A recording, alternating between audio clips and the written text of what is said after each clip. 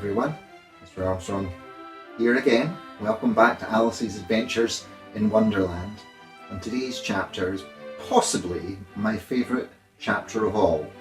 Chapter 7, A Mad Tea Party.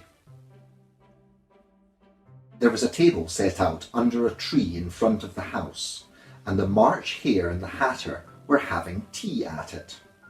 A dormouse was sitting between them, fast asleep, and the other two were using it as a cushion, resting their elbows on it, and talking over its head.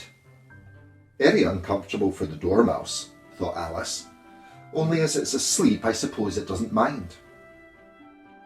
The table was a large one, but the three were all crowded together at one corner of it. "No room, no room," they cried out when they saw Alice coming. "There's plenty of room," said Alice indignantly, and she sat down in a large armchair at one end of the table. "Have some wine," the March Hare said in an encouraging tone. Alice looked around the table, but there was nothing on it but tea. "I don't see any wine," she remarked. "There isn't any," said the March Hare. "Then it wasn't very civil of you to offer it," said Alice angrily. "It wasn't very civil of you to sit down without being invited," said the March Hare. "I didn't know it was your table," said Alice. "It's laid for a great many more than three." "Your hair wants cutting," said the Hatter. He had been looking at Alice for some time with great curiosity, and this was his first speech. "You should learn not to make personal remarks," Alice said with some severity. "It's very rude." The Hatter opened his eyes wide on hearing this, but all he said was, "Why is a raven like a writing desk?" We shall have some fun now," thought Alice.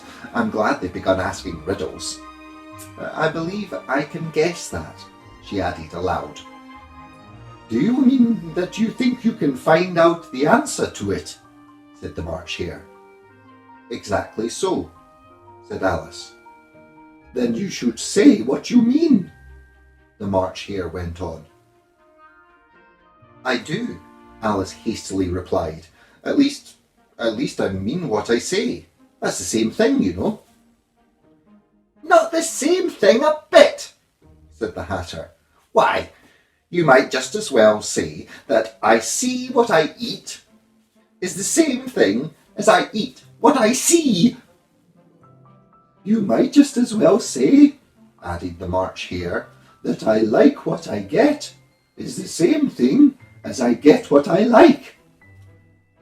"You might just as well say," added the dormouse, which seemed to be talking in its sleep, "that I breathe when I sleep is the same thing as I sleep when I breathe." "Well, it is the same for you," said the Hatter. Here the conversation dropped, and the party sat silent for a minute, while Alice thought over all she could remember about ravens and writing desks, which wasn't much. The Hatter was the first to break the silence. "What day of the month is it?" he said, turning to Alice. He had taken his watch out of his pocket and was looking at it uneasily, shaking it every now and then and holding it to his ear. Alice considered a little and then said, "The 4th." "Oh, 2 days wrong," sighed the Hatter. "I told you butter wouldn't suit the works," he added, looking at the March Hare. "It was the best butter," the March Hare meekly replied. "Yes, but some crumbs must have got in it as well," the Hatter grumbled. "You shouldn't have put it in with the bread knife." The March Hare took the watch and looked at it gloomily. Then he dipped it into his cup of tea and looked at it again. but he could think of nothing better to say than his first remark. It was the best butter, you know. Alice had been looking over his shoulder with some curiosity. What a funny watch, she remarked. It tells the day of the month and doesn't tell what o'clock it is. Why should it? Muttered the Hatter. Does your watch tell you what year it is? Of course not, Alice replied very readily. But that's because it stays the same year for such a long time together. Which is just the case with mine, said the Hatter. Alice felt dreadfully puzzled. The Hatter's remark seemed to her to have no sort of meaning in it, yet it was certainly English. I don't quite understand you, she said, as politely as she could. The Dormouse is asleep again, said the Hatter, and he poured a little hot tea upon its nose. The Dormouse shook its head impatiently and said, without opening its eyes, Of course. Just what I was going to remark myself. Have you guessed the riddle yet? The Hatter said, turning to Alice again. No, I give up, Alice replied. What's the answer? I haven't the slightest idea, said the Hatter. Nor I, said the March Hare. Alice sighed wearily. I think you might do something better with the time, she said, than wasting it in asking riddles that have no answers. Well, if you knew time as well as I do, said the Hatter, you wouldn't talk about wasting it. It's him. I don't know what you mean, said Alice. Of course you don't, the Hatter said, tossing his head contemptuously. I dare say you never even spoke to time. Perhaps not, Alice cautiously replied, but I know I have to beat time when I learn music. Ah, that accounts for it, said the Hatter. He won't stand beating. Now, if you only kept on good terms with him, he'd do almost anything you liked with the clock. For instance, suppose it were 9 o'clock in the morning, just in time to begin lessons. You'd only have to whisper a hint to time, and round goes the clock in a twinkling. 1:30, time for dinner.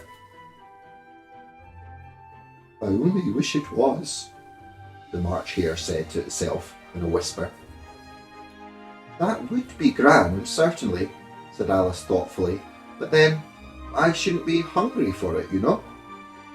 Not at first, perhaps, said the Hatter, but you could keep it at 1:30 as long as you liked. Is that the way you manage? Alice asked. The Hatter shook his head mournfully. Not I, he replied. We quarrelled last March, just before he went mad, you know, pointing with his teaspoon at the March Hare. It was at the great concert given by the Queen of Hearts, and I had to sing, Twinkle, twinkle, little bat, how I wonder what you're at. You know the song, perhaps? I've heard something like it, said Alice. It goes on, you know, the Hatter continued, in this way. Up above the world you fly, like a tea tray in the sky, twinkle, twinkle. Here the Dormouse shook itself and began singing in its sleep. Twinkle, twinkle, twinkle, twinkle. And went on so long that they had to pinch it to make it stop. Well, I'd hardly finished the first verse, said the Hatter, when the Queen bawled out, He's murdering the time! Off with his head! Oh, dreadfully savage, said Alice. And ever since that, the Hatter went on, he won't do a thing I ask. It's always 6 o'clock now. A bright idea came into Alice's head. Is that the reason so many tea things are put out here? She asked. Yes, that's it, said the Hatter. It's always tea time, and we've no time to wash the things between whiles. Then you keep moving round, I suppose, said Alice. Exactly so, said the Hatter, as the things get used up. But what happens when you come to the beginning again? Alice ventured to ask. Suppose we change the subject, the March Hare interrupted, yawning. I'm getting tired of this. I vote the young lady tells us a story. I'm afraid I don't know one, said Alice, rather alarmed at the proposal. Then the Dormouse shall, they both cried. Wake up, Dormouse! And they pinched it on both sides at once. The Dormouse slowly opened its eyes. I wasn't asleep, it said in a hoarse, feeble voice. I heard every word you fellows were saying. Tell us a story, said the March Hare. Yes, please do, pleaded Alice. And be quick about it, added the Hatter, or you'll be asleep again before it's done. Once upon a time, there were 3 little sisters, the Dormouse began, and their names were Elsie, Lacey and Tilly, and they lived at the bottom of a well. What did they live on? Said Alice, who always took great interest in questions of eating and drinking. They lived on treacle, said the Dormouse, after thinking a minute or two. They couldn't have done that, you know, Alice gently remarked. They'd have been ill. So they were, said the Dormouse, very ill. Alice tried a little to fancy to herself what such an extraordinary way of living would be like, but it puzzled her too much, so she went on. But why did they live at the bottom of a well? Take some more tea, the March Hare said to Alice, very earnestly. I've had nothing yet, Alice replied in an offended tone, so I can't take more. You mean you can't take less? It's very easy to take more than nothing, said the Hatter.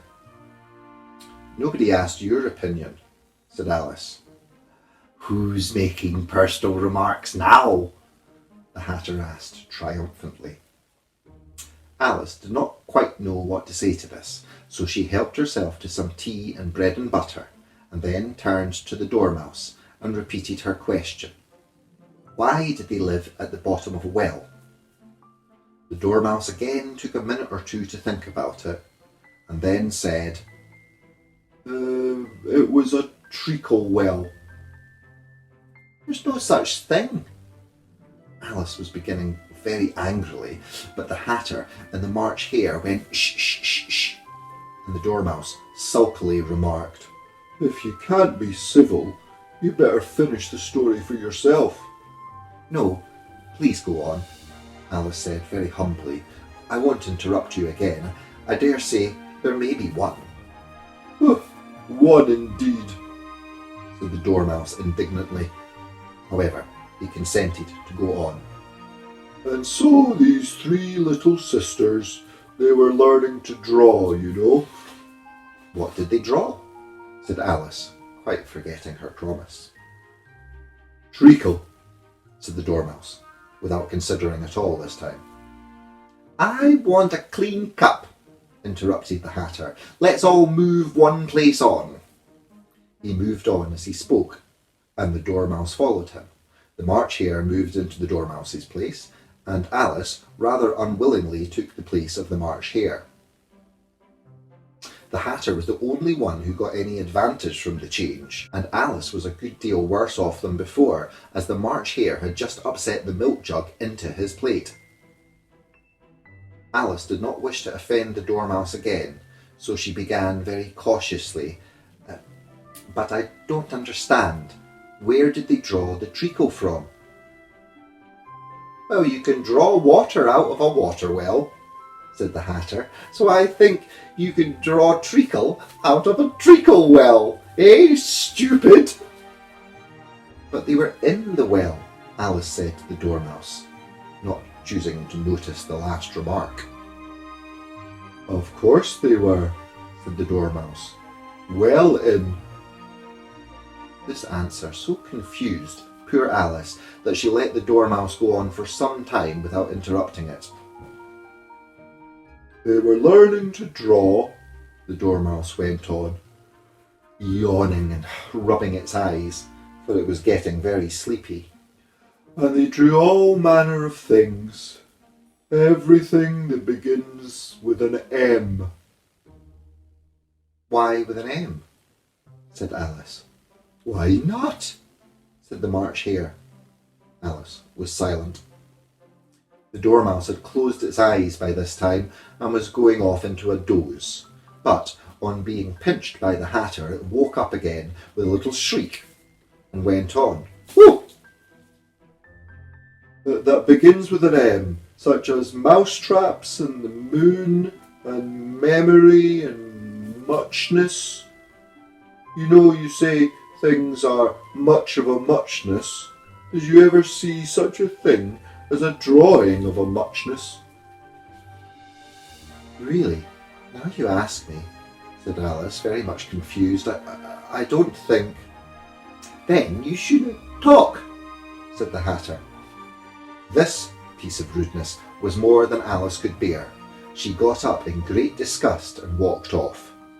The Dormouse fell asleep instantly, and neither of the others took the least notice of her going, though she looked back once or twice, half hoping that they would call after her.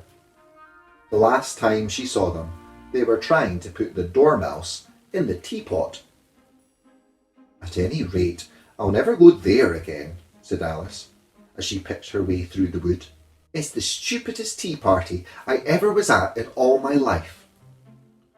Just as she said this, she noticed that one of the trees had a door leading right into it. That's very curious, she thought, but everything's curious today.